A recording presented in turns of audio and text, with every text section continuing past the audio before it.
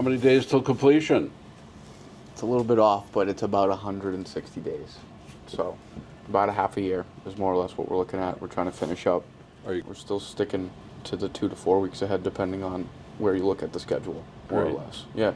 Yeah. Well, they look like real buildings now. They do. They do. They got roofs. The other buildings starting to get windows, but Building D here, we actually passed our first rough MEP inspections this week. So we have the whole top floor inspected, and now we've moved on to insulation. Insulation, yep, we got RC channel delivery today, and that'll go up on the ceiling starting on Monday here. Yeah, so we actually, we talked to the building official, and he was giving us the go-ahead to start sheetrocking the ceiling. So that will kick off once RC channel is done. Yeah.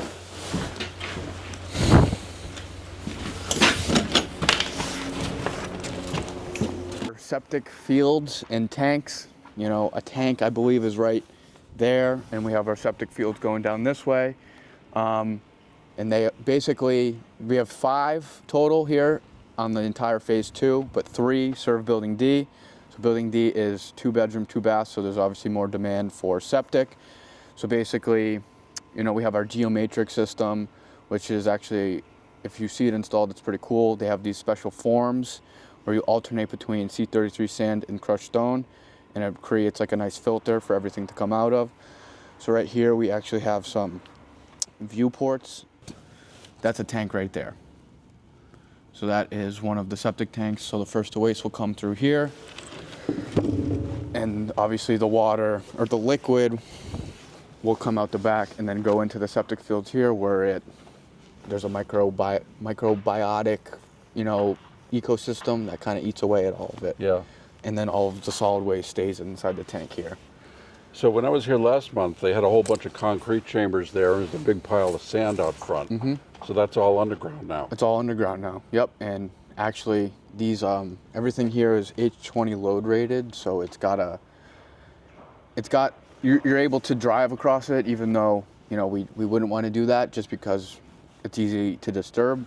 But actually, these septic fields are, I believe, 15 feet undergrade here, so they're pretty deep. They're real deep down there. So yeah, it's real. It was cool. It was a first time for me, but I see it once and I won't forget it. So you had mentioned before that this wasn't really scheduled to go on until the spring. Yeah, it was actually more or less ownership request to kind of just get it in. You know, what they had. I don't know if I wasn't on phase 1, but they had some issues with the septic in phase 1, so they just wanted to kind of get a breath of fresh air and get it over with. So, you know, we pushed our site work guy to get it done, and he did. Yeah, because when I was here last month, I just started the system, and now it's, you know, 4 weeks later, it's done. Yep. Is there another one going in elsewhere on site, or is this? So there's 2 more fields over there, over on the other side of this building for Building E, and those are actually all in as well. They're done now? Yep, they're done. Oh, they are? Yep. So you gained 5 months on this whole thing. 5 months on the septic, yeah. Yeah. But, you know, it's just grouped into the whole site work package, more or less, so. Well, it makes it easier getting this, instead of having a big mushy thing in the spring, it's all done. It is all ready done. for grass. It is. Yeah, it is. good. So we're going next. So, second floor Building D here, and we can see some of the work that's been taking place here.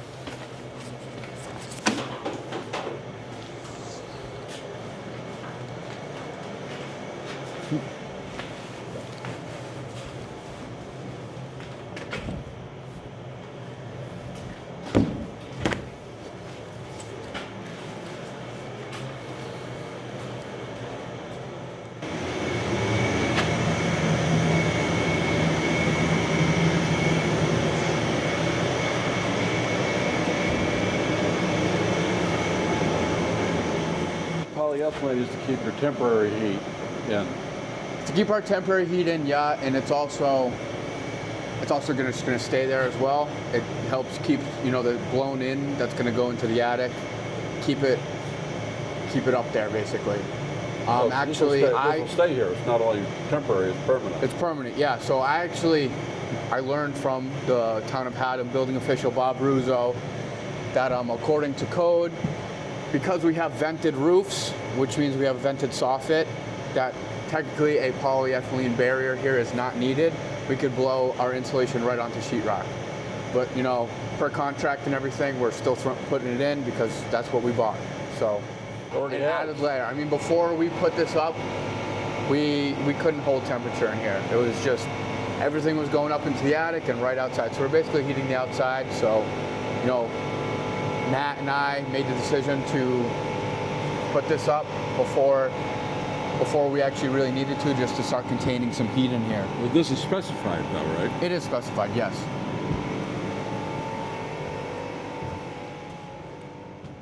These units are actually, this unit itself is fully inspected MEP-wise, so we can sheetrock. Pending an insulation inspection, we could go right into sheetrock. But so on these outside walls here, we actually have double layer to get a total of R30 here. And we also have a low expanding spray foam in all of our door and window jams. That's what you're talking about? Yep, the foam in the door jam and the window jam there. Haddam here is a bit colder than I would say the rest of the state. Now, don't quote me on that, but you know, we're close to the river here, so we kind of get a bit more wind action and a little bit colder. So he really wanted to focus, the owners really wanted to just make sure that we're getting the proper insulation in the right amount inside the walls, because nobody wants to pay for more heating than they need to, or cooling even. Yeah. So this will really help. I would say just last week, you couldn't be out in this building with gloves, hat, multiple jackets, and now, I mean, it's comfortable. Say, it's like, if it's not 70, it's 68. It's comfortable up here now, so yeah, which really helps us out because you battle pipes freezing, and that's kind of that's another concern that the owner had, was just they don't want to have to run into any pipes freezing. So let's make sure we're buttoned up, insulated, and good to go.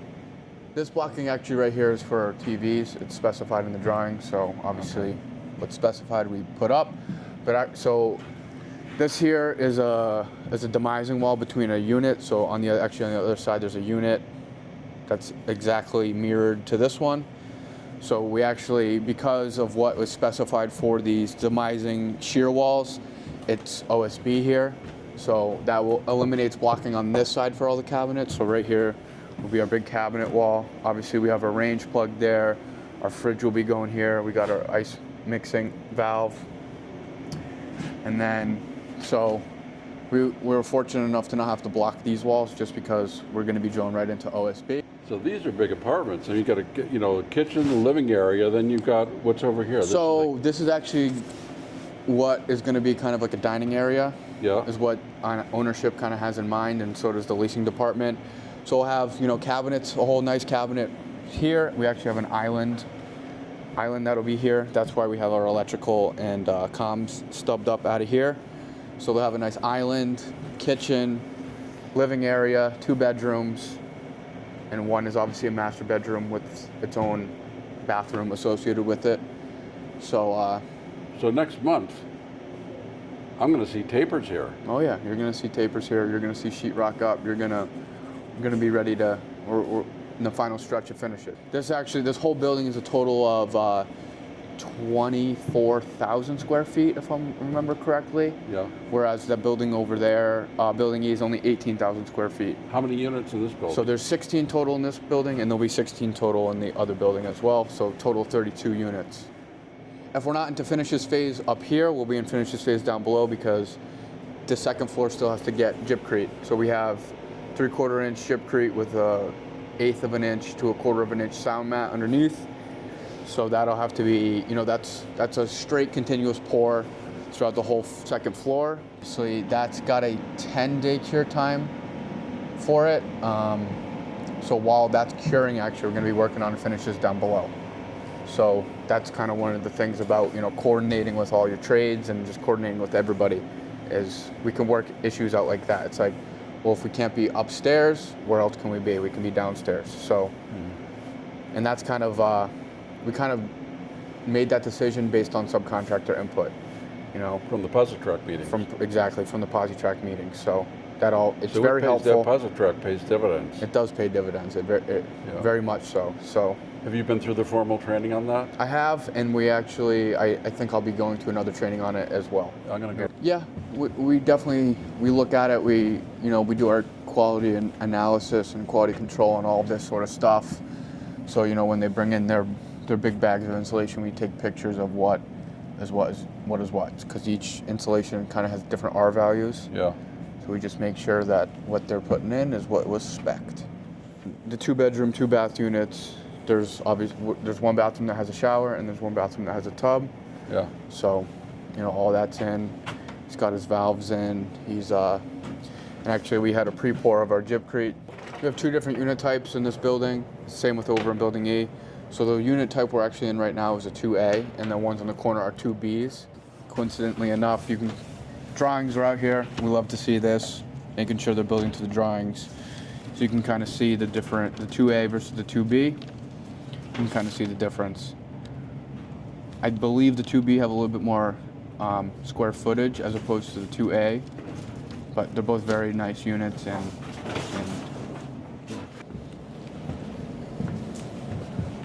Let's take a look at the other building. all right, let's do it. Okay.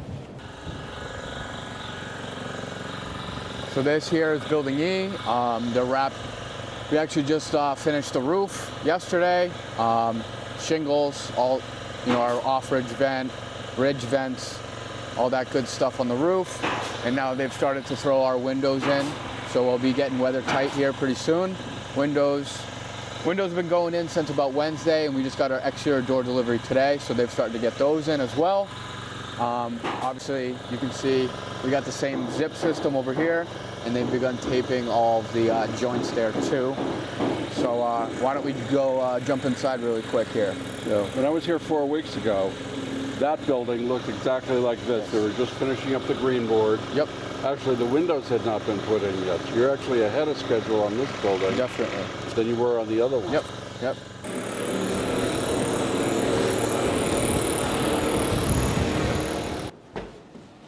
So basically right now, our framers are obviously putting windows and the exterior doors in, but what they're also doing, which is a requirement from our statement of special inspections, and just a truss requirement in general, is they've started to get bracing on these trusses up here.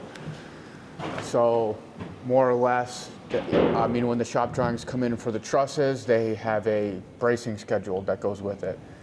So it'll call out a truss number, and then it'll also call out a web, and then you got to brace it. So, they've already gone through and they've closed out their special inspections for Building D, so now they know exactly what they have to do for Building E. But it's basically, you've got to put a scab on some of these webs here, just so it gives it a bit more extra strength. And there's also hurricane clips that go hand in hand with the uplift force of the truss itself. And those are all specified. Specified by the truss engineers. Yep, and that comes in the packet that they send us, and it's all engineered by people smarter than me. They're putting up our draft stopping, which is basically to help with if there were to be a fire in the attic, it can't go from building to tower to tower. Yep. Fire stop. Fire stopping. So here's an example of the hurricane clips. Will this dividing wall go all the way up? This dividing wall doesn't go all the way up, no. It doesn't. No.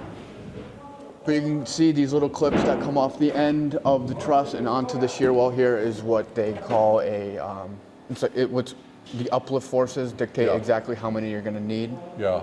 So based on what the engineers specify, you got to put them on. And so we actually have a really good relationship with our inspector, and he absolutely loves the framers that we have here. They do great work, and we think the same. So, everything's been going very smoothly over here, and we actually have our sprinkler guys get his risers up for the second floor here. So that's where he starts with his rough-in. So technically, rough-in has started over here. So he's starting with the fire sprinkler, the orange stuff. Yep, fire sprinkler. So he'll just, he finds areas where he knows he's gonna, based on his shop drawings, where he's gonna need sprinkler coverage, and then he drills through the bottom plate here to get his riser up, which will ultimately be fed by the main line.